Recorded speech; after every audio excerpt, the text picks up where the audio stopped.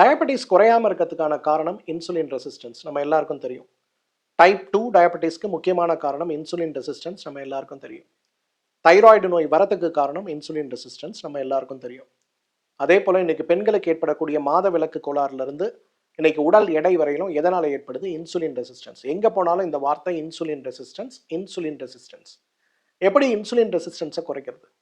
இன்னைக்கு உடல் கழிவை நீக்கினாலே இன்சுலின் ரெசிஸ்டன்ஸ் குறைஞ்சு போறதை பார்க்க முடியும். ரொம்ப சுலபமான வழி, என்னோட ஃபேவரட்டும் கூட.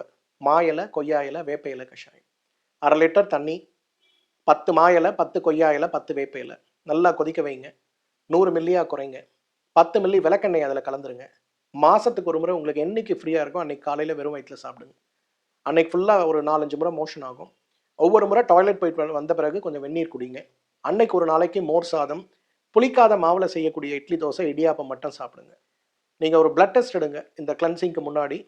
இந்த கிளன்சிங் முடித்த பிறகு ஒரு பிளட் டெஸ்ட் எடுங்க. உங்களோட இன்சுலின் ரெசிஸ்டன்ஸ் குறைஞ்சி போகிறத பார்க்க முடியும். இன்னைக்கு உடல் சுத்தத்து மூலமாக எப்படி இன்சுலின் ரெசிஸ்டன்ஸை குறைக்கிறது? Very simple. இந்த டீடாக்ஸ் பண்ணுங்கள். டீடாக்ஸ் செஞ்சுட்டு உங்கள் எக்ஸ்பீரியன்ஸை என் கூட ஷேர் பண்ணுங்கள்.